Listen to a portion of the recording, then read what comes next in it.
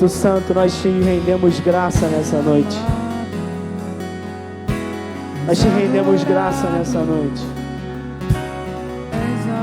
Que o Senhor possa receber do nosso coração a nossa expressão de louvor.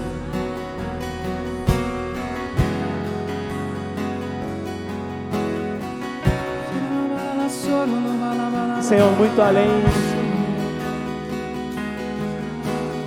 além de uma adoração coletiva, muito além de músicas, de harmonias, queremos derramar aquilo que está no nosso coração nessa noite. Você pode dizer por mais alguns segundos, com suas próprias palavras: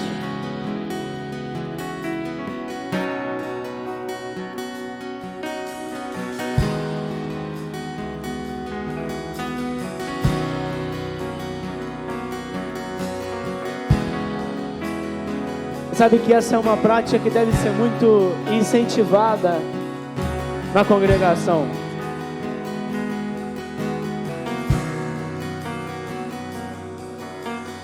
A prática da expressão de louvor. Cada um aqui, por mais que não tenha tino a música, carrega em si uma expressão de adoração. E essa expressão de adoração, ela precisa ser liberada. Cada um carrega uma percepção, cada um carrega. Você pode dizer: eu não tenho nada, não há nada em mim.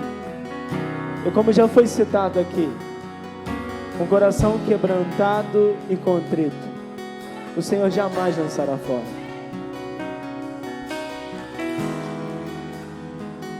Fale ao Senhor com suas próprias palavras. Vamos começar abrindo o seu coração.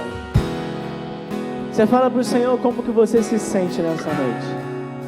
Senhor, eu me sinto assim. Quando nós falamos para fechar os olhos, isso nada mais é do que uma tentativa de fazer com que você se desligue dessa dimensão natural e comece a ser elevado à dimensão do Espírito. Vamos lá. Diga ao Senhor como é que você se sente nessa noite.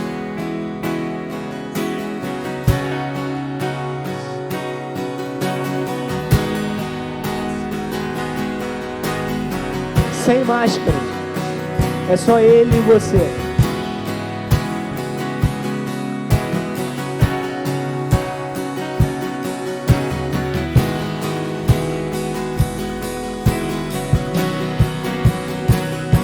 Agora você pode falar com o Senhor sobre tuas expectativas. Diz para Ele. Diz para Ele quais são suas expectativas.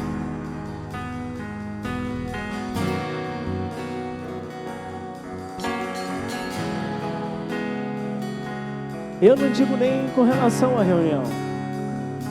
Quais são as tuas expectativas para os próximos dias, meses, anos?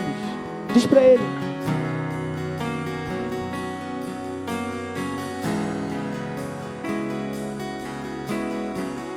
Você também pode dizer o sentimento que vem no seu coração. Alegria, tristeza, dor.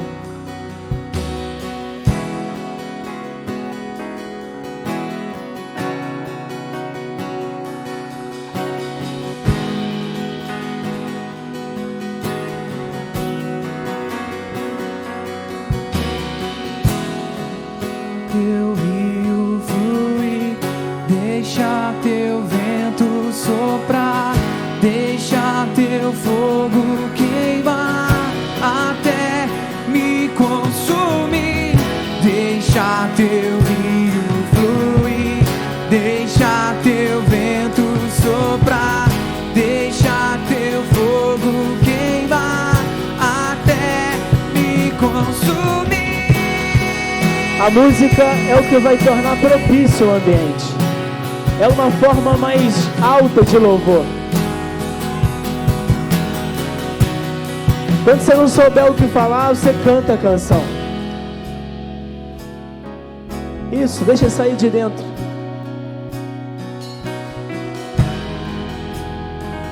Você pode dizer agora quem Deus é para você. Talvez sua percepção de Deus seja simples. sei que o Senhor é poderoso, sei que o Senhor é bom.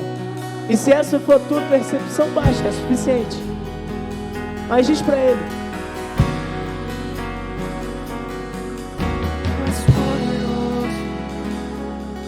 Tu és poderoso, mais alto que os céus, Tu estás, Senhor. A Bíblia também diz: com ações de graças te prestarei culto. Quando você agradece, também é uma maneira de expressar a adoração. Você pode dizer a Ele: Senhor, obrigado. Obrigado pelo ar que eu respiro. Obrigado pela minha casa. Obrigado pelo recurso, Senhor. Obrigado pela minha família. Vamos lá, com suas próprias palavras.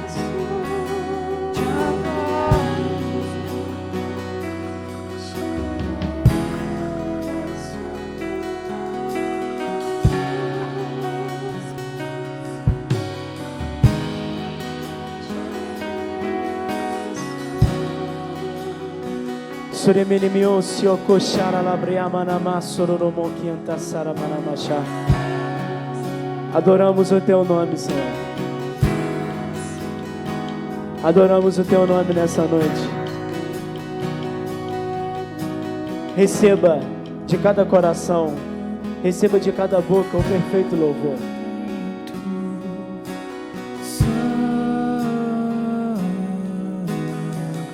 Não um louvor regrado, um louvor sincero.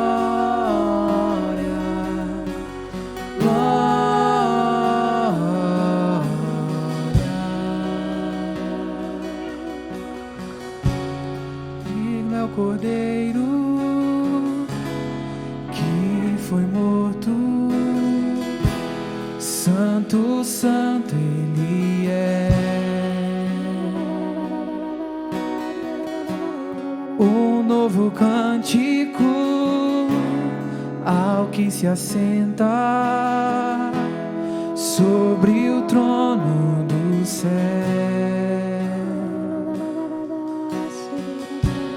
Digno é o Cordeiro que foi morto. Santo, santo Ele é. Um novo cântico ao que se assenta sobre o trono dos céus. Santo, santo, santo, Deus Todo-Poderoso, que era e é e há de vir. Com a criação eu canto louvores ao Rei dos Reis. És tudo para mim e eu te adorarei. Santo, santo, santo, Deus Todo-Poderoso, que era e é e há de vir. Com a criação eu canto louvores ao Rei dos Reis. És tudo para mim e eu te adorarei. Maravilhado, extasiado, eu fico a ouvir teu nome.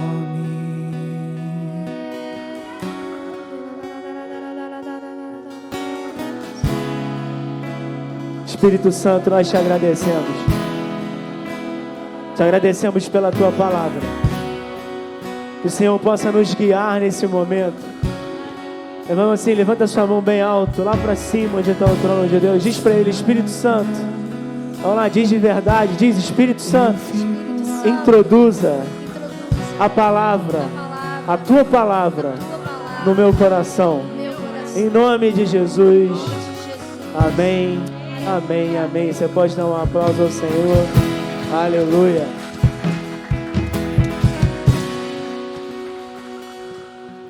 Glória a Deus, amém? Podemos assentar. Uma boa noite, que Deus te abençoe.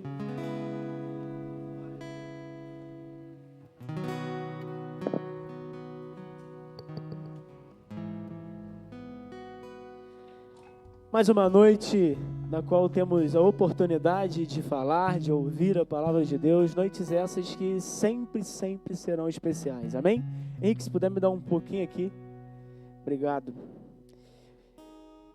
Essa noite, sem muitas delongas, até mesmo por conta do tempo, para a gente se esforçar ao máximo para terminarmos essa reunião no horário, nós já vamos direto à palavra de Deus. Eu espero que você abra o seu coração. De fato, é uma mensagem que creio ser muito importante em todo o aspecto congregacional e sem nenhuma sombra de dúvidas, uma mensagem muito pontual também para os nossos dias, sabe? Sei que o nosso desafio como igreja é sempre estar atentos à voz do Espírito Santo, amém?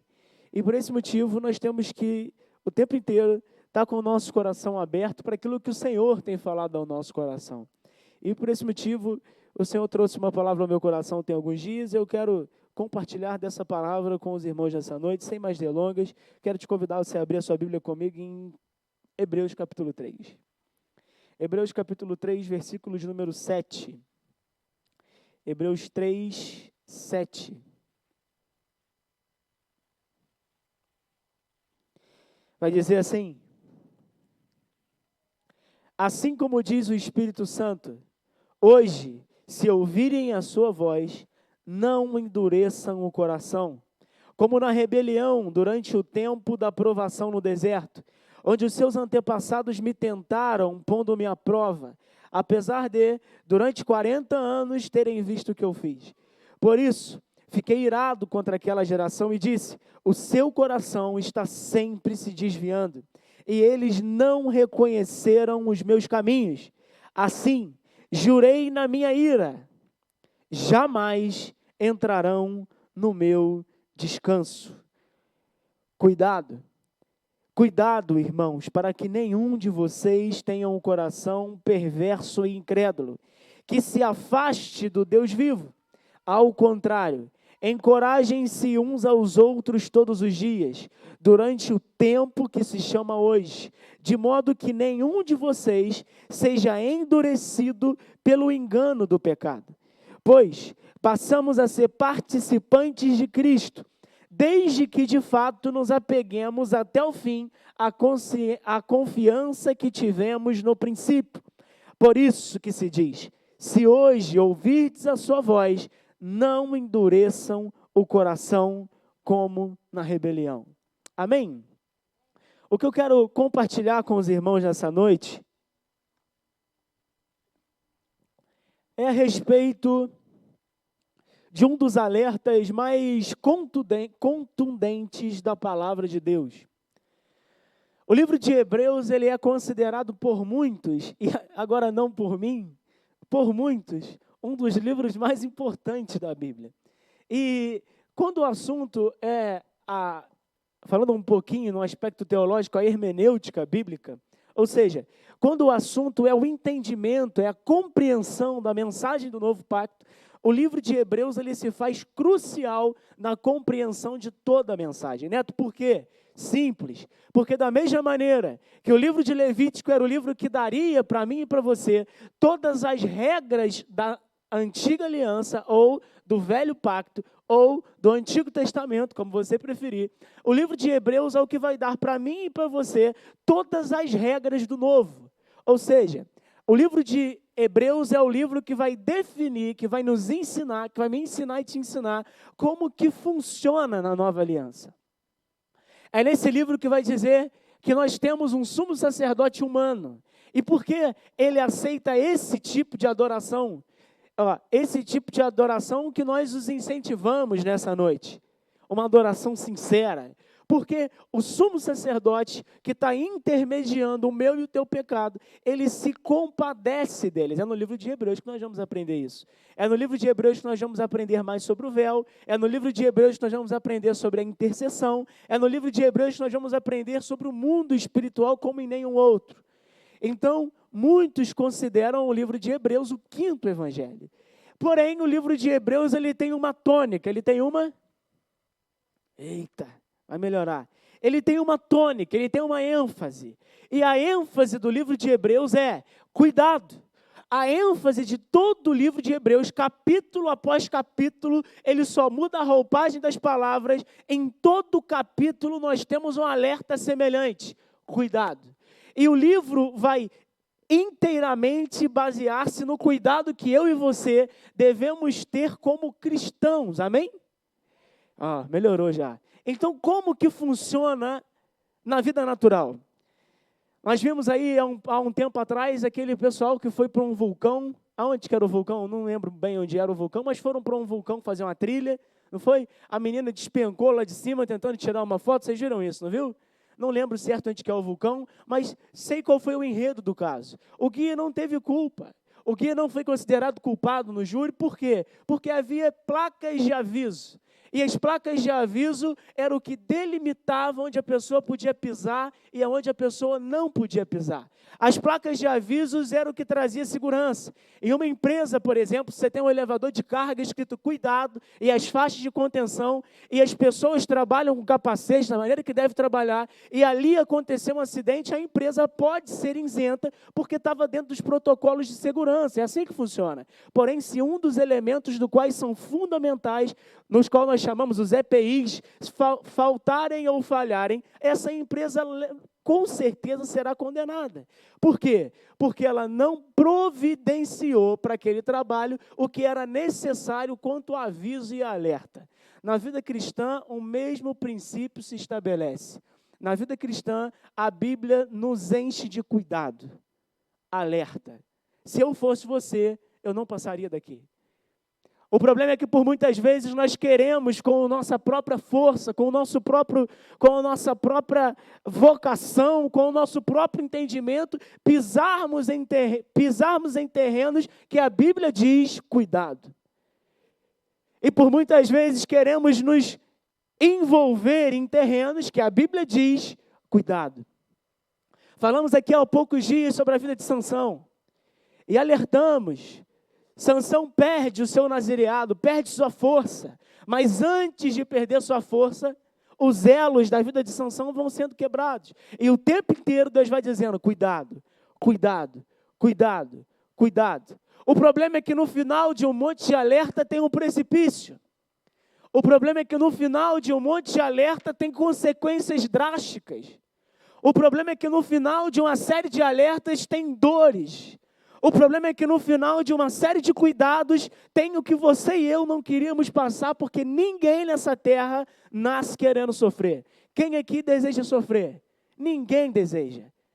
Então, se eu e você não desejamos sofrer, e você sabe que há alguns tipos de sofrimento, você sabia disso? A Bíblia vai falar que há sofrimentos que são por causas naturais.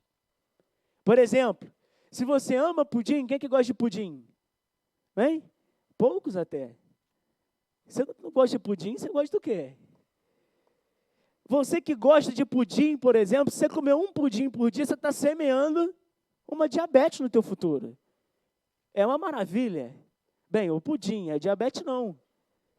Agora, esse tipo de enfermidade, não adianta você chegar lá com os seus 50, 45, 60 e falar assim, o diabo colocou isso em mim. Não foi o diabo. Você foi semeando isso de acordo com a tua vida.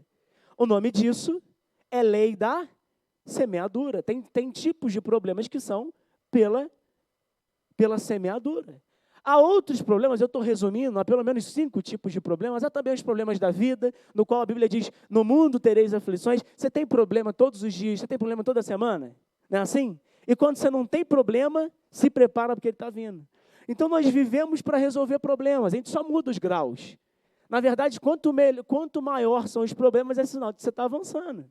Agora, a vida ela é feita de problemas, ela tem muitos problemas para serem resolvidos. E quem soluciona problemas é quem geralmente encontra valor, sentido, é quem cobra por isso, inclusive. Agora, vamos lá. Há outra classe de problemas, que são os problemas que o Senhor coloca na nossa vida, para que eu e você possamos amadurecer. Amém? Deixa eu dizer de novo. Há alguns problemas que acontecem na minha e na tua vida, que são fundamentais para o meu e o teu amadurecimento. Os irmãos estavam aqui na última semana, nós falamos um pouco sobre Lázaro, não é? E a ocasião de Lázaro, a morte de Lázaro, foi fundamental para o aperfeiçoamento da fé dos discípulos. A prova disso é o próprio Jesus confessando, é para o bem de vocês. Ou seja, se há de convir comigo que é uma classe de problemas, uma classificação de problemas que é o próprio Deus que gera. Essa classificação de problemas, na maioria das vezes, ela é concentrada dentro do casamento. É ali que você vai ser pancada, irmão. E vai crescendo de acordo com as intensidades dos teus relacionamentos na vida. E quando nós passamos por esses problemas, nós queremos sair aprovados. Acontece que se nós negligenciarmos os alertas de Deus, os problemas em que nós estamos passando, nós não deveríamos estar passando. São problemas extremamente contrários à vontade de Deus. São problemas que são definitivamente inversos à direção de Deus. É realmente o que você nunca deveria passar. Muitos problemas na vida, vocês entendem a diferença? Que há problemas em que eu preciso passar. E há problemas que eu plantei. Há problemas que são normais. E há problemas que eu nunca deveria estar passando. Então, se a vida já é tão cheia de problemas para mim e para você, eu acho que o mínimo que nós devemos fazer para ter uma vida leve e fluida é evitarmos os problemas em que eu e você nunca deveríamos estar. Evitarmos os problemas em que eu e você nunca deveríamos estar passando. Neto, e como que eu sei que... Bem, depende. Depende de quantas vezes você negligenciou a palavra cuidado, a palavra atenção. Se você vai numa praia, e chega lá na praia, tem aquela orla linda, bonita, e tem lá no meio da placa, cuidado. E uma placa bem grande escrita. Até tem umas pessoas que se aventuram lá e de vez em quando se lascam. Agora, fato é que lá não é um lugar para você estar tomando banho. Você tem que procurar um lugar onde não tem uma corrente de retorno, não é? Porque se você estiver tomando banho onde está lá aquela placa, significa que você vai morrer afogado? Não. Mas significa que as probabilidades para você são maiores. Significa que as probabilidades para você ter uma adversidade naquele lugar que você está é maior do que quem está banhando lá onde a onda não bate, onde a onda quebra pouco e aonde está sem placa de alerta, sem placa de aviso. Acontece, irmão, irmã, que a Bíblia nos garante, e o livro de Hebreus, ele nos assegura, cuidado, não endureça o seu coração. A vida cristã deveria ser ascensional, uma vida da qual se progride em degraus, uma vida da qual, desde o dia em que você se converteu, ela pegou um ângulo para cima. E conforme o tempo vai passando, o ângulo, por menorzinho que seja, desde que esteja em ascensão para cima, vai fazer com que você termine sua vida conforme a imagem e a semelhança de Cristo. Conforme a estatura de Cristo. A Bíblia chega a dizer assim, aquele que começou a boa obra vai aperfeiçoar até o dia de Cristo. Significa que Deus começou a obra na tua vida, Ele tem tempo para terminar, Ele vai terminar se você não endurecer o seu coração. É um alerta muito sério, porque quando nós iniciamos na fé, nós saímos cheios de expectativas, cheios de vontade. O nosso coração, o que há dentro dele é sinceridade, é vontade de viver o Evangelho. Quando nós iniciamos na fé, aquilo que brota no nosso coração é de uma natureza tão celestial que tudo que eu desejo é viver para Jesus. Eu quero estar com Jesus, eu quero estar na casa de Jesus, eu quero estar em uma célula, eu quero estar com os irmãos, até eu descobrir que os irmãos fazem parte das tribulações que eu e você temos que passar. Até eu descobrir que a igreja não é um ambiente perfeito e nem foi feito para ser. A igreja é um ambiente onde Deus aperfeiçoa a sua casa. A igreja é um ambiente onde eu e você temos que conviver além das nossas diferenças por causa de um nome chamado Jesus. Isso significa que no momento em que eu me converto, o fogo que queima é tão grande que eu estou disposto a abrir mão de tudo para Jesus. Foi assim contigo? Foi? E quando isso acontece, você avança avassaladoramente no que diz uma medida de Cristo. Você recebe de Cristo coisas que pessoas por anos estão na igreja e não recebem. Quantas pessoas estão na igreja há anos? Chega uma pessoa que se converteu ontem, começa, passa e avança tanto na fé. E essa pergunta vem guiado, vem circuncidado o meu coração. Por que umas pessoas avançam tão rápido? É simples. A capacidade de entregar é maior. A vida que deveria ser ascensional, para cima, vai sendo. Deus pede teus pecados, você dá. Deus pede senhorio da tua vida, você dá. Deus pede perdão, você dá. Mas de repente, Deus pede alguma coisa e você finge que não escuta. E no momento em que isso acontece, o texto de Hebreus se faz necessário, fundamental, eu diria. Cuidado. Uma vez ouvindo a voz de Deus, não endureça o seu coração. E a vida do crente, que deveria ser ascensional,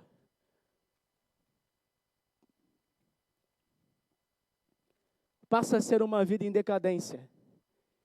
Meu irmão, minha irmã, há uma grande responsabilidade sobre a tua vida.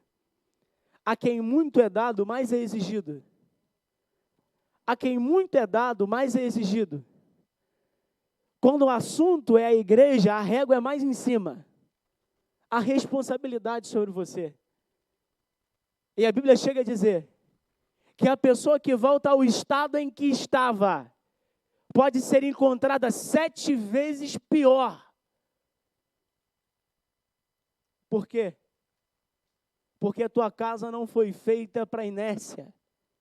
Você não foi feito para estar daqui a 50 anos em uma congregação. Entenda a diferença. Entenda a diferença. Você foi feito para ser valorizado. Como assim? Para ter em você um tesouro maior do que tinha no início. Para ter em você um Cristo maior do que tinha no início. Cristo, ele vai crescendo dentro de você. Imagina que você compra um carro. E o carro hoje custou 100 mil reais e você tirou 0 na agência. Amém? Ó, recebe. Você pegou o carro 0 na agência. Você rodou com esse carro 50 anos. Aí você já... Misericórdia. 50 anos. Quando você for vender o carro até teve longevidade. Ele serviu, não serviu? Só que o valor agregado do início é inferior ao valor final. Na nossa vida espiritual é um exemplo bem tosco para representar algo tão profundo.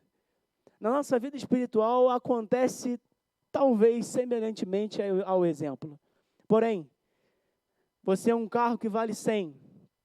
E conforme Cristo vai sendo encontrado em você, sua vida espiritual deve estar crescendo, está sendo mais agregada, valorizada. O processo de Cristo é precioso, valioso, e tão valioso que no dia em que Jesus voltou, tinha 10 virgens lá, 5 eram nécias e 5 eram prudentes. As nécias disseram assim, dá-me um pouco do teu azeite. Elas disseram, não, vá você comprar, porque a medida em que se tem de Cristo não pode ser dada, precisa ser comprada por alto preço. Significa que você no final da sua vida tem uma medida maior de Cristo. Ou seja, em tese, o nosso objetivo aqui não deveria ser estar em uma igreja por 50 anos.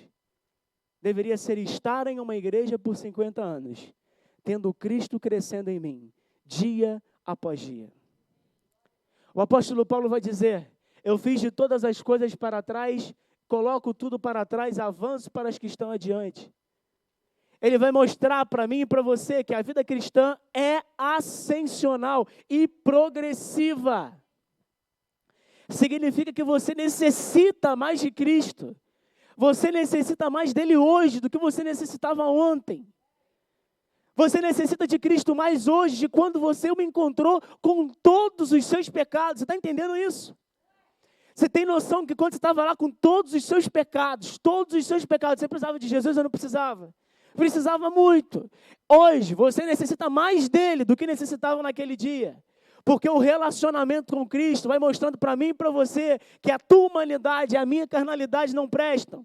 E que se esse Cristo não for aperfeiçoado em mim, eu vou dar frutos que produzem a morte. E pior, aquilo que é morte para o mundo através da igreja, quando esse fruto sai da igreja, é considerado na Bíblia escárnio.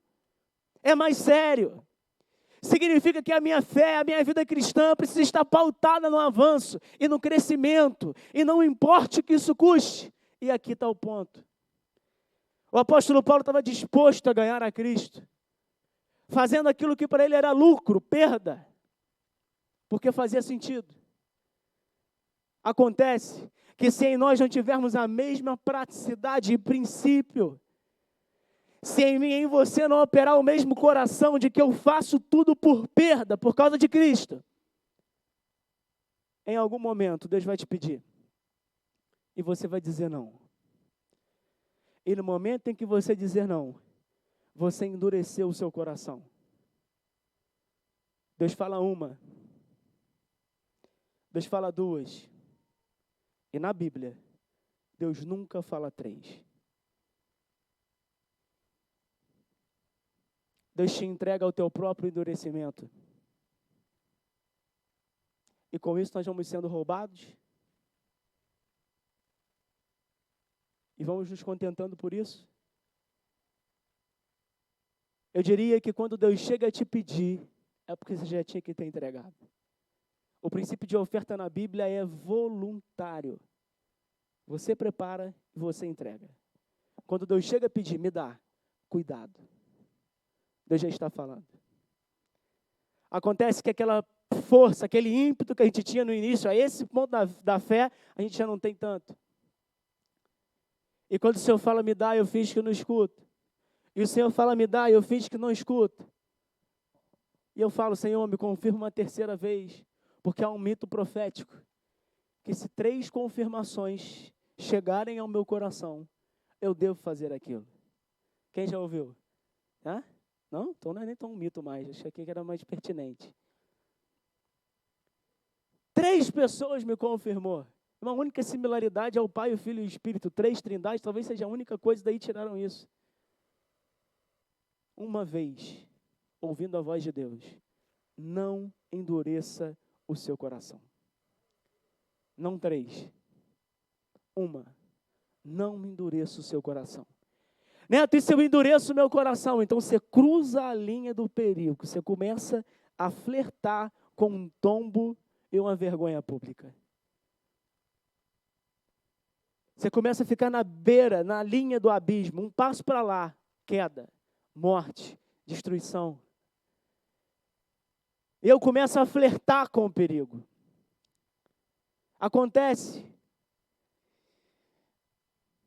Abre a sua Bíblia em Êxodo 7, você só vai abrir ela em Êxodo 7, você vai folheando aí, você vai ver que até Êxodo 10, nós vamos falar um pouquinho sobre isso, vou precisar ser bem genérico, senão a gente não consegue ir para o que é realmente o primeiro ponto.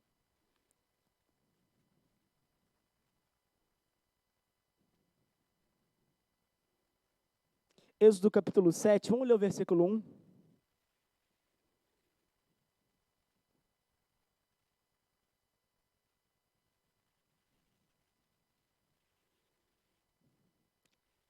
Não, vamos fazer o seguinte, perdão.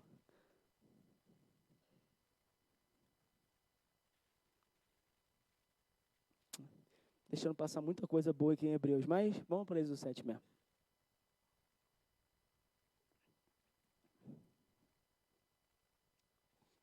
Alguém me ajuda, por favor? Quem?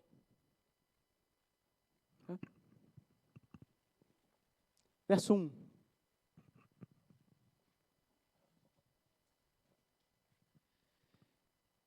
Então o Senhor disse a Moisés: preste atenção ao que eu vou dizer. Eu o farei parecer Deus para Faraó, e Arão, seu irmão, será seu profeta. Diga a Arão tudo o que eu lhe ordenar, e Arão mandará a Faraó que deixe o povo de Israel sair da sua terra. Contudo, endurecerei o coração de Faraó, e depois multiplicarei meus sinais e maravilhas na terra do Egito.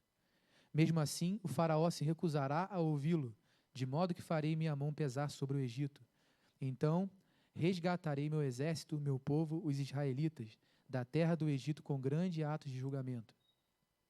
Quando eu levantar a minha mão e tirar os israelitas do meio dele, os egípcios saberão que eu sou o Senhor. Moisés e Arão fizeram conforme o Senhor lhe ordenou, quando falaram com Faraó. Moisés tinha 80 anos e Arão 83. O Senhor disse a Moisés e a Arão: o Faraó exigirá, mostre-me o milagre. Quando ele o fizer, diga a Arão: tome a sua vara, jogue no chão, na frente de Faraó, e ela se transformará numa serpente. Então Moisés e Arão foram ver o Faraó e fizeram conforme o Senhor havia ordenado. Arão jogou a vara no chão diante de Faraó e de seus oficiais, e ela se transformou numa serpente. O Faraó mandou chamar seus sábios e feiticeiros, e por meio das suas artes mágicas, esses magos egípcios fizeram a mesma coisa. Jogaram sua vara no chão, e elas também se transformaram em serpentes. Mas a vara de Arão engoliu as varas dos magos. O coração de Faraó, porém, permaneceu endurecido, e ele continuou se recusando a ouvir exatamente como o Senhor tinha dito. Preste atenção. O que nós lemos, por exemplo, em um primeiro texto, vai acontecer em pelo menos por mais 10 vezes. Por 10 vezes, Faraó vai passar exatamente o que nós estamos lendo num primeiro momento. É o relato que nós conhecemos como 10 pragas. Todo mundo conhece. São as 10 pragas que vêm sobre o Egito por ocasião do coração duro de Faraó. Acontece que há uma regra na interpretação bíblica, chamada a lei da primeira menção. A primeira coisa que nós entendemos, quando vamos interpretar um assunto, nós temos que ver por regra a primeira menção daquela palavra nas Escrituras. E esse é o primeiro momento em que a palavra endurecimento e esse aspecto de endurecimento vai ser aplicado nas Escrituras. E o que eu e você temos a aprender e a tirar por isso? Temos a aprender que os mesmos danos, os mesmos problemas continuam correndo atrás de um coração duro. Significa que o Faraó, que da mesma maneira poderia ter resistido, ou seja, da mesma maneira que ele poderia ter resistido a um sentimento de endurecimento, na verdade, da mesma maneira que o Faraó poderia ter amolecido seu coração em algum momento, nós também devemos fazer isso. Nós também devemos fazer isso. Acontece que um endurecimento de coração, acontece que uma quebra de um solo nem sempre vai ser dado por fatos. Como assim? Nem sempre. Nem sempre eu consigo chegar à conclusão de que meu coração está endurecido, simplesmente por olhar algo que tem acontecido na minha vida. Então, o que nós contamos? Com a misericórdia do Espírito Santo. Mas, de fato, meu irmão, minha irmã, o que eu quero dizer para você nessa noite é que o cuidado de Hebreus, o alerta de Hebreus, basicamente capítulo a capítulo, mandando esse alerta, cuidado o tempo inteiro. Aquilo que é explicado em Hebreus por teoria, pode ser visto em Êxodo de forma prática. Um homem com o seu coração duro. Por mais que o texto diga, e Deus endureceu o coração de Faraó, as Bíblias, outras versões, vão dizer que Faraó endureceu o seu coração. A partir de certa praga para lá, Deus endurece o coração de Faraó. Mas fato é que Faraó já tinha um coração endurecido. A própria NVI vai dizer isso no texto que o Luan acabou de ler. Faraó permaneceu com o seu coração endurecido. Faraó tinha cultivado um solo de endurecimento. Jesus, quando vai falar da parábola do semeador, ele diz assim, e se cumpre a palavra de Isaías, vocês ouvem e não entendem, seus olhos veem, mas vocês não veem. O coração de vocês sentem, mas a palavra não cai, parafraseando, não está bem assim, mas essa parte está. E por que isso acontece? para que vocês não entendam a mensagem do reino e se convertam e sejam curados. Assim como uma planta deveria crescer naturalmente, eu e você deveríamos crescer naturalmente na fé. Nosso crescimento, nossa vida deveria ser natural, orgânica. E aí, de repente, o Senhor fala assim: fulano, você tem que perdoar ciclano. E aí você fala assim: não. E aí o Senhor fala mais uma vez: você tem que perdoar ciclano. E aí você fala: não. Só que o que acontece? Passa-se tempo. E nem sempre esse assunto volta a penetrar o teu coração. E eu não sei quando eu devo me preocupar mais. Se é quando eu escuto que devo, ou se é quando não faço, isso não vem mais à minha consciência. Há muitos motivos pelo qual eu posso endurecer o meu coração, mas todos eles têm a ver com a mesma semente: ego e orgulho. Há muitos motivos pelo qual eu posso endurecer, muitos. Ciclano não merece meu perdão, eu não mereço, eu não vou confessar meu pecado, eu não vou fazer isso, eu não vou fazer aquilo. Há muitos motivos, mas todos eles têm a ver com o ego e têm a ver com o orgulho.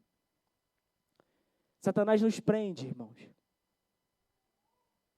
E causa na minha vida e na tua vida um problema ainda maior, que é um coração impenetrável à presença de Deus. Estar em uma reunião se torna mais para mim objeto de religiosidade e liturgia de consciência, minha semana vai bem, do que um lugar onde eu quero e anseio estar, frutos de um coração endurecido,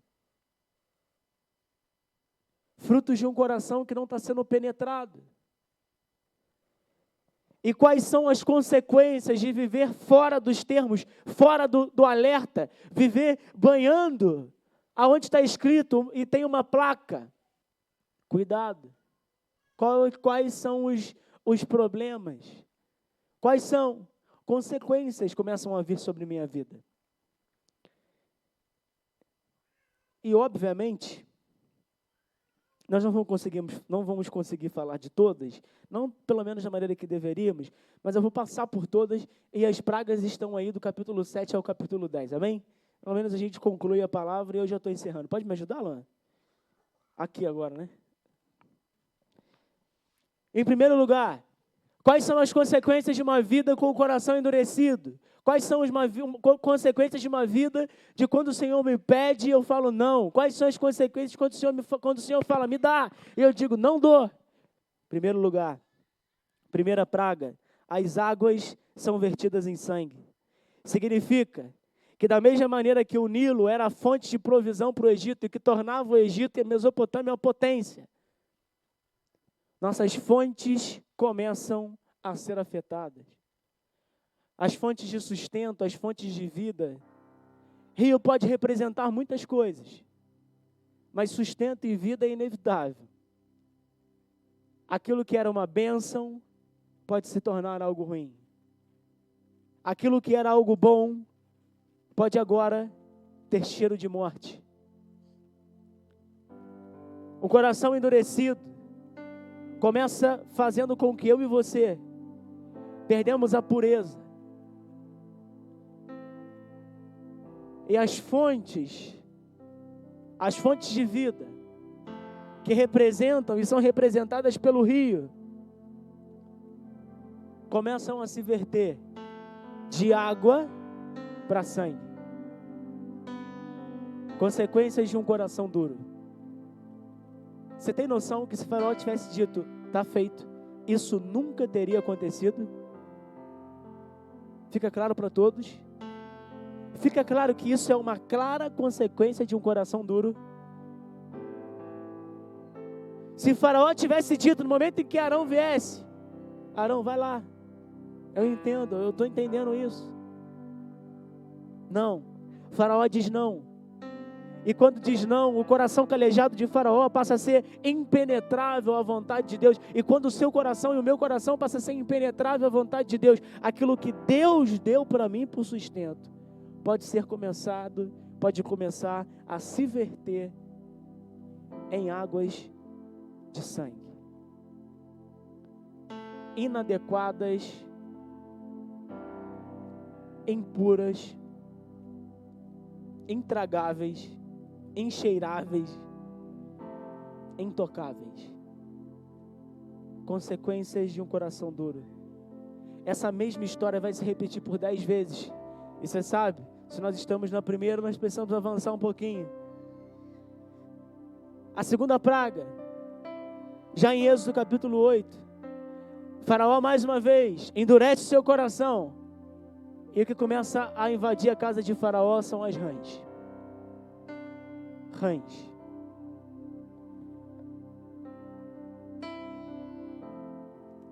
As rãs começam a entrar nas casas, nos quartos, nas camas.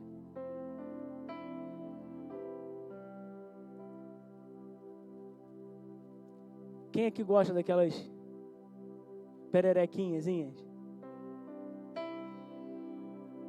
Irmão, tem um pavor daquele bicho. É porque um dia eu tinha uma prima dormindo assim no colchão e tinha uma pererequinha bem em cima, eu lembro disso direitinho, acho que foi que veio o trauma. Eu fui pegar um chinelo, porque a pererequinha estava bem em cima da testa dela, ela estava com a testa assim para cima. Eu queria pegar a pererequinha e baixar ela na cabeça dela. E eu lembro que eu peguei o chinelo, fui aqui, ela veio no meu pescoço, pulou. Meu irmão, tem pavor desse bicho. Bicho horrível, gelado, estranho. Chega a me arrepiar, vai pensar. O que significa isso? Começamos a ser incomodados. É o incômodo. É o desconforto. Só que quando meu coração está duro, acredite, eu não percebo muito essas coisas. Essa é a única explicação, porque o Faraó era inteligente, senão eu era um burro, irmão. Um cara acaba de vir na casa dele, no palácio dele, Sérgio, e fala, faz isso. E não vou fazer. Aí o cara bate e a água vira sangue. E o cara continua com o seu coração duro. Que loucura. A segunda consequência é quando o incômodo começa a aumentar. É quando começamos a ficar incomodados com a nossa vida espiritual. Você já sentiu isso? Cuidado. Não endureça o seu coração. É quando eu fico incomodado com a maneira em que eu estou levando a minha vida. E o Senhor te pede uma, te pede duas. Mas cuidado. Cuidado. Quantas pessoas que eu já vi serem muito prudentes quando é tomar um passo espiritual. E veja bem, eu não sei se hoje eu aceito Jesus. Faz muita conta. Se entrega, amolece teu coração, se entrega para Ele. Se nós estivéssemos com a nossa vida pessoal e física, toda a prudência que nós temos como a espiritual, meu irmão, nós éramos os seres mais bem administradores, os melhores administradores da vida. Eu não sei se agora eu vou me comprometer com essa reunião, porque eu não sei se eu consigo estar aqui, mas não penso duas vezes em me comprometer com a rifa, para me ganhar um carro, uma casa. Que loucura, que loucura. Vai se passando, além daquele incômodo espiritual, vem a terceira praga, os piolhos. Agora não é mais algo externo, agora é algo que está no corpo. E aquele endurecimento começa a gerar naquele povo um desconforto constante. O desconforto começa de maneira externa. Começa como algo que está fora. Você chega na tua casa agora e tem um monte de rã lá dentro. Você passa uma noite daquelas. Aí daqui uma semana, você está cheio de piolho. Eu conheço uma história que não por causas de endurecimento de coração, mas eu conheço uma pessoa que quando ela foi abrir uma igreja em uma cidade, e ela contou isso pra gente, a casa dela foi infestada de pulga, piolho e barata. Ficou infestada de bicho. E disse que a esposa dele pegou uma doença, que ela perdeu muito peso muito rápido. Ela foi acometida, foi para UTI, e ninguém achava o problema, uma loucura. Ele viveu essa batalha espiritual por alguns dias, até que ele chega um dia na igreja, tem um senhor lá dentro, e aquele senhor olha para ele e fala para ele que ele não tinha direito de estar ali, que o nome dele era Diabo, e ele foi ali para ter uma conversa com ele, que aquele não era o lugar para ele, que se ele quisesse a esposa dele de volta, era para ele fechar a igreja e ir embora para casa, e voltar para o lugar de onde ele era. Ele diz que aquele dia ele repreendeu, orou, o homem desapareceu da frente dele, estava ele mais 2 pessoas, aquele homem desapareceu, evaporou da frente dele, e quando ele volta para o hospital, a sua esposa já estava 100% curada. E veja bem, você imagina, agora além do externo tem algo interno, o desconforto começa a crescer mais. O desconforto, aquilo que era um desconforto pessoal para mim, ou melhor, aquilo que era um desconforto espiritual, agora está interno, se abrangeu para as outras partes. Eu já não quero estar em casa, eu já não quero estar na igreja. A 4ª praga, a Bíblia vai falar sobre as moscas. Aquele desconforto que foi gerado, aquele estresse de alma, de espírito que eu me encontro, agora começa a ser compartilhado, pelo que a Bíblia chama de 4ª praga. E se são 10 pragas, eu posso considerar que agora eu tenho um coração 40% endurecido. Com o coração 40% endurecido, além do incômodo externo, além do incômodo interno, além de começar a sofrer dano por áreas da minha vida, aquilo que eu sinto começa a ser visível e começa a ser passado através da 4ª praga, começa a ser passado para os meus filhos, começa a ser passado para as minhas filhas, e eu começo a perceber comportamentos que até então não tinham, sintomas de um coração endurecido. Sintomas de um coração endurecido. Um ambiente corrompido. A mosca é o que leva e traz. E vai passando. Moisés vai tentando, insistindo na mesma história. E Faraó vai falando não. Até que chega a 5ª praga. A Bíblia vai dizer que todos os peixes, as pestes nos animais, é aqui que as consequências ficam bem visíveis, irmãos.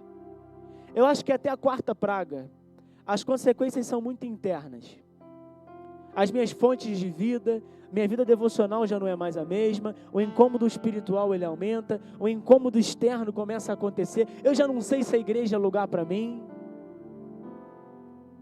Mas quando nós chegamos na 5ª praga, as coisas ficam mais visíveis. Os animais, é perda real, é prejuízo real. As áreas da nossa vida continuam sendo machucadas, sendo endurecidas, e Faraó continua dizendo não. Vem a 6ª praga, úlceras, Êxodo 9:8. Agora o sofrimento ele é físico, carnal. Deus toca diretamente na pessoa. Não é ambiente, não é recurso como fez das outras vezes. O endurecimento chega a um nível fundo. E Faraó continua dizendo não. Não. A 7ª praga, Êxodo 9 também. Deus lança juízo.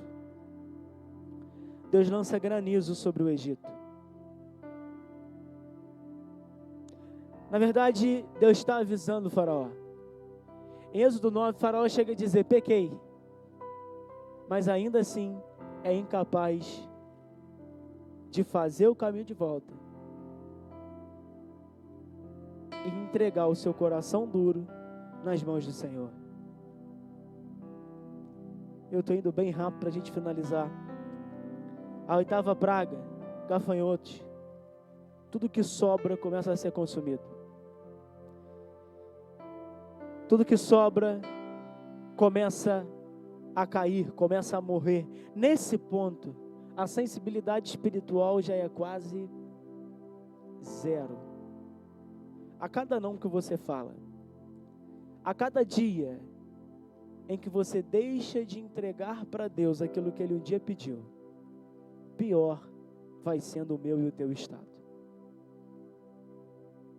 A Bíblia vai dizer que a 9ª praga é trevas sobre a terra do Egito. A essa altura, o povo foi encegueirado. Percepção espiritual, visão espiritual, ninguém tem mais. E por fim, a essa altura ninguém entende mais ao Senhor, ninguém percebe o que está acontecendo, uma confusão espiritual enorme vem sobre o coração daquele povo. E nós chegamos no 10º ponto: a morte dos primogênitos. Agora, o toque de Deus já não é mais interno, em recurso. O toque de Deus é naquilo que é mais precioso. O toque de Deus é naquilo que mais valia. O toque de Deus era naquilo que mais tinha valor para aquele povo. Entenda uma coisa: não espere granizo, gafanhoto, morte dos primogênitos, não como um princípio literal. Mas entenda que o endurecimento do coração sempre terminará em perdas. Entenda que um coração duro terminará te levando à ruína. Entenda que Deus pede. Entenda que Deus fala. Entenda que a minha e a tua vida precisam ser ascensionais. E se assim não forem, nosso coração, nossa vida será acometida por uma paralisação espiritual. Primeiro o Senhor incomoda, depois Ele confronta, depois fere, depois cega e por fim o Senhor toca naquilo que é mais precioso. Quantas pessoas não entregaram algo ao Senhor em algum momento, chegaram ao ponto em que tiveram que fazer, não mais por opção? É daqui, irmão, que vem a máxima: se não vem pelo amor, vem pela... É daqui. Se não é pelo amor, vem pela dor. O que eu quero dizer para você nessa noite: não é nada diferente do que todos aqueles homens, não é nada diferente do que o apóstolo Paulo tenta incisivamente, com ímpeto, demonstrar no manuscrito aos Hebreus. Uma vez ouvindo a voz de Deus, não endureça o teu coração. Se o Senhor te disse para parar, escute. Se o Senhor te disse para parar, pare. Se o Senhor te disse para continuar, continua. Se o Senhor te disse para deixar, deixe. Se o Senhor te disse para amar, ame. Mas uma vez ouvindo a voz de Deus, não endureça o seu coração. Se o Senhor te disse que é para ficar, fique. Se o Senhor te disse que é para ir, vá. Mas uma vez ouvindo a voz de Deus, não endureça o seu coração. Se o Senhor te pede para perdoar, perdoe. Se o Senhor te pede para se entregar, se entregue. Mas uma vez ouvindo a voz desse Deus, não endureça o seu coração. Porque acredite, irmão, acredite, irmã, O tempo vai passar, mas seu coração será acometido por um endurecimento cada vez maior. E a Bíblia vai dizer que pode chegar a um ponto irreversível. Sabe, nós precisamos lidar com isso com seriedade, isso não é brincadeira não. Nós precisamos da seriedade ao que está escrito. A gente não está brincando de fazer igreja, de congregarmos aqui não. Isso é sério. O problema é que talvez você não veja os frutos de maneira natural, acredite, talvez você não veja. Mas o final, irmão, um dia, teus olhos vão se fechar. E você vai se deparar frente a frente com o teu Criador.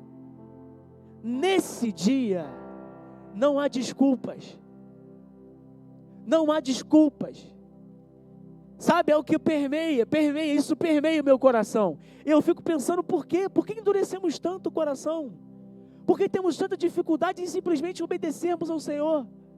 Entenda, se você não sente que deve fazer nada, irmão, essa mensagem só é um alerta para você. Quando você ouvir a voz de Deus, obedeça. Prontamente obedeça. Não faça como aquele povo fez, que primeiro foram idólatras, depois foram imorais, depois sacrificaram a ídolos, depois tentaram ao Senhor. Foi gradativo. Problemas de um coração duro. Problemas de um coração duro. Não endureça o seu coração. Se você sente que o Senhor fala, eu posso endurecer o meu coração de tantas maneiras, de tantos jeitos. Eu posso endurecer o meu coração quando o Senhor me pede para pedir perdão, por exemplo, eu digo não. Eu posso endurecer meu coração quando Deus me pede para ver um apelo e eu tenho vergonha, que besteira. Eu posso endurecer o meu coração quando o Senhor diz ora, eu digo não quero.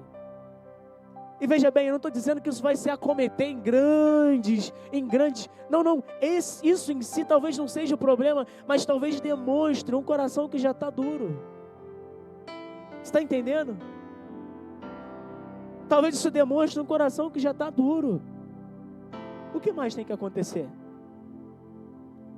O que mais tem que acontecer? Não endureça o seu coração. Se o Senhor está te pedindo para servir, sirva. Se o Senhor está te pedindo para cuidar, cuide. Não fica colocando tanto dedo aí no negócio, isso atrapalha. Não fica fazendo tantas ponderações. Se você sente que isso veio de Deus, faça. Mas uma vez ouvindo a voz de Deus, não endureça o seu coração. Eu quero te convidar a você fechar os seus olhos nessa noite. Se puder apagar as luzes, por favor, nós vamos ser rápidos.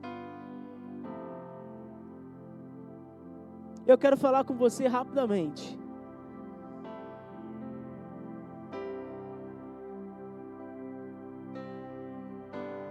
Sentado aí no seu lugar mesmo.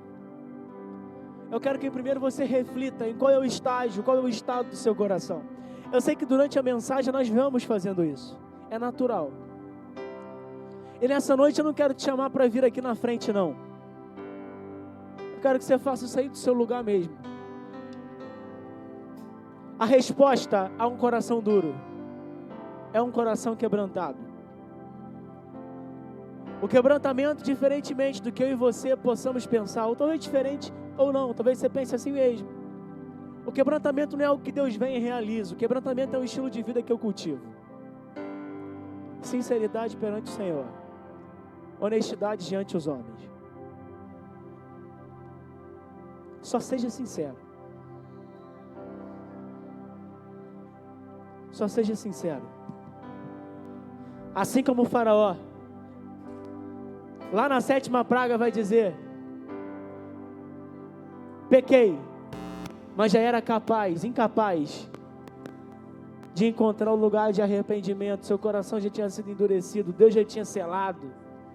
Que Deus nos afaste disso e que possamos fazermos exatamente como diz o autor aos Hebreus: uma vez ouvindo a voz de Deus, não me endureça o seu coração. Neto, como que eu faço para ter uma vida saudável na igreja? Como que eu faço para ter uma vida ascensional? Uma vez, ouvindo a voz de Deus, não endureça o seu coração. Simples. Muito simples. Se formos se basear por esse versículo, talvez temos o resumo da fé cristã. Não endureça o seu coração. E aquele que começou a boa obra vai terminar até o dia dele. Pense no seu lugar nessa hora. Talvez você possa ver alguns aparentes motivos. Ou talvez quando você passa o termômetro das 10 pragas, você possa perceber alguma coisa. E pergunte ao Senhor: Senhor, o que eu preciso fazer? Apesar de que eu acho que a essa altura você já sabe. Eu acho que se tua oração nessa noite é o que eu preciso fazer, talvez o Senhor não esteja te pedindo nada nesses dias.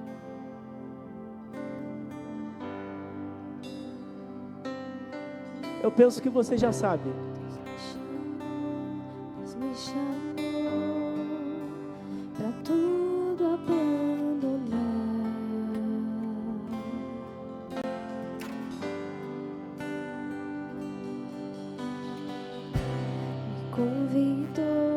Me convidou. Vamos lá, se você puder, fique de pé no seu lugar. Nele confiar.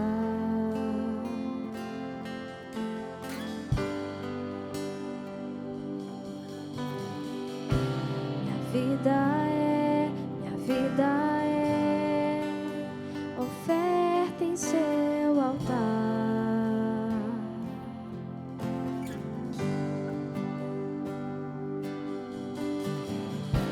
Espírito do vivo Deus, em tudo satisfaz, tudo satisfaz. Estou aqui, tudo que sou, eu entrego hoje aos pés do meu Senhor, pois eu sou teu e tu és meu, e eu sei que ao meu lado sempre estás, para sempre estarás.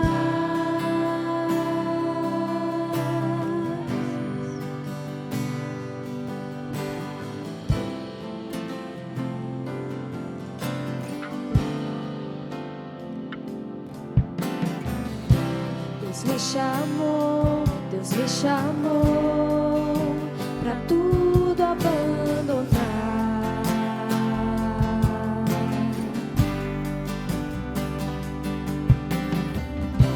Me convidou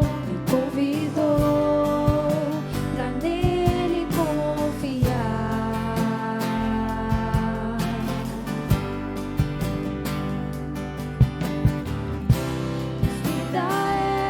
Minha vida é oferta em seu altar.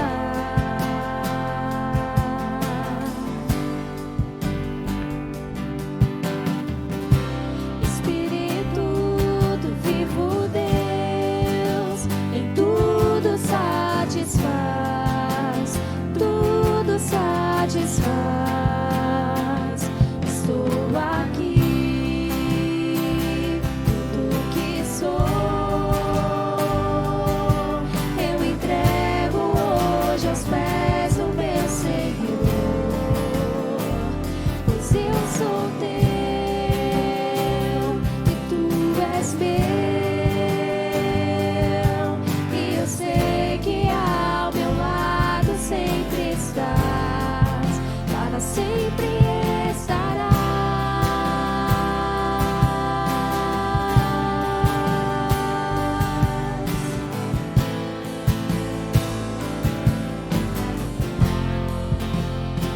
O meu ser te deseja, todo o céu te adora. Provei por tu és bom, pra sempre tu reinas, teu trono é eterno, e pra sempre cantarei que tu és bom. O meu ser te deseja, todo o céu te adora. Provei e pude ver que tu és bom, pra sempre tu reinas, teu trono é eterno, e pra sempre cantarei que tu és bom. Estou aqui, tudo que sou eu entrego hoje aos pés do meu Senhor, pois eu sou teu e tu és meu, e eu sei que ao meu lado sempre estás. Estou aqui, tudo que sou eu entrego hoje aos pés do meu Senhor, pois eu sou teu e tu és meu, e eu sei que ao meu lado sempre estás, para sempre estarás. Vamos lá. Alguém nessa noite deseja aceitar o Senhor, entregar sua vida como único e suficiente Salvador? Levante uma mão assim, ó, bem alto para que a gente possa ver. Todo céu te adora. Você que deseja entregar algo ao Senhor nessa noite, Pude ver você que sabe que Ele tem te pedido alguma coisa, pra sempre tu reinas. você que sabe que o Senhor tem te pedido alguma coisa nesses dias, e você não quer endurecer o seu coração. Talvez para você seja difícil entregar, difícil dar, geralmente é mesmo, mas você não quer ser uma pessoa com um coração duro, nem que tarda a obedecer. Eu quero que você faça isso aqui na frente, e quero deixar esse momento, você que deseja entregar algo ao Senhor, quero deixar esse momento do altar aberto. E se você deseja fazer isso, vem aqui, entrega e volta pro seu lugar. Cantarei que tu és bom. Estou aqui, tudo que sou eu entrego hoje aos pés do meu Senhor, pois eu sou teu e tu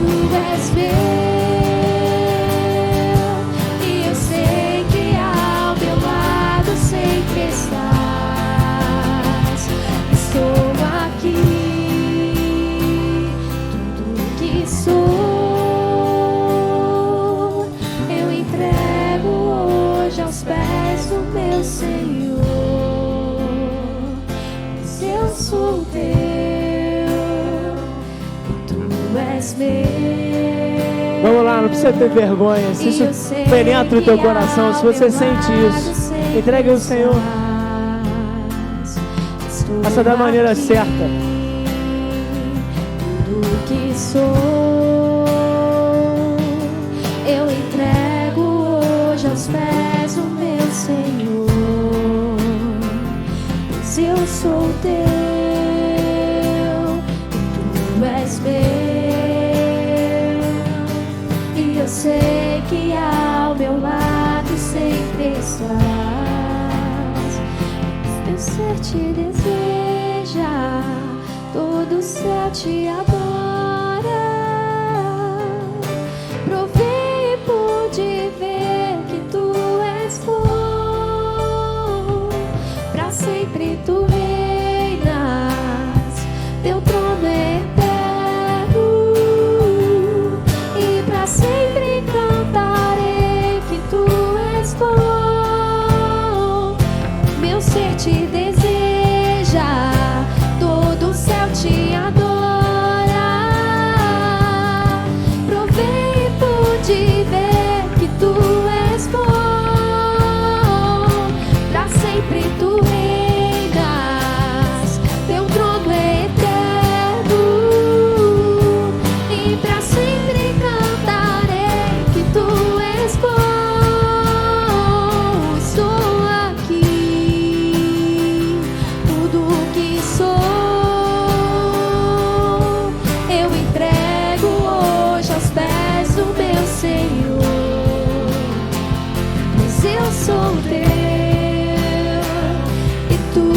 és meu,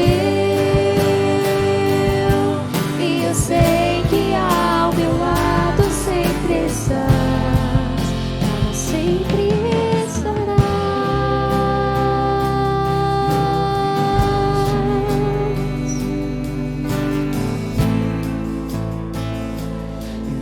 Vieste me resgatar, contigo eu quero estar.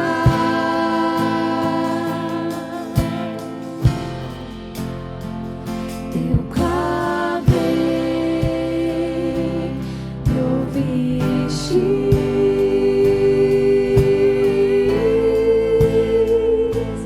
e vieste me resgatar. Contigo eu quero estar.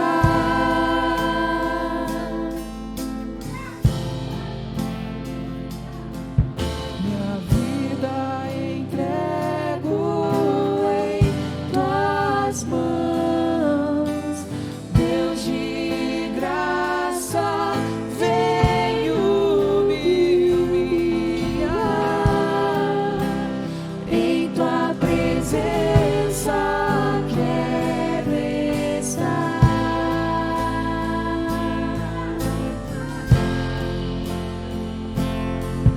Minha vida entrego em tuas mãos, Deus de graça, venho me humilhar.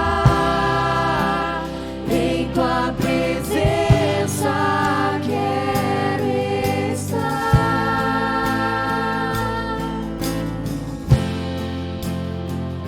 Eu clamei, me ouviste,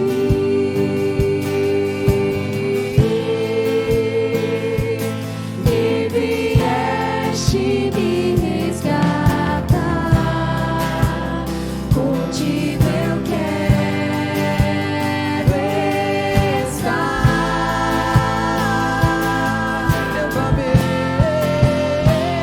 Eu clamei, me ouviste,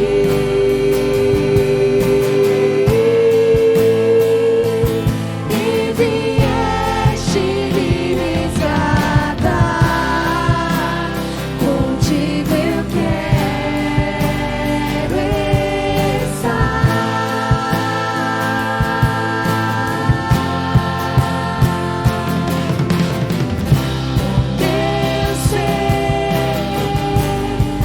te exaltar em meu amor,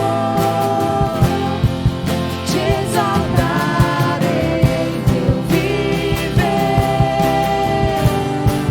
te exaltar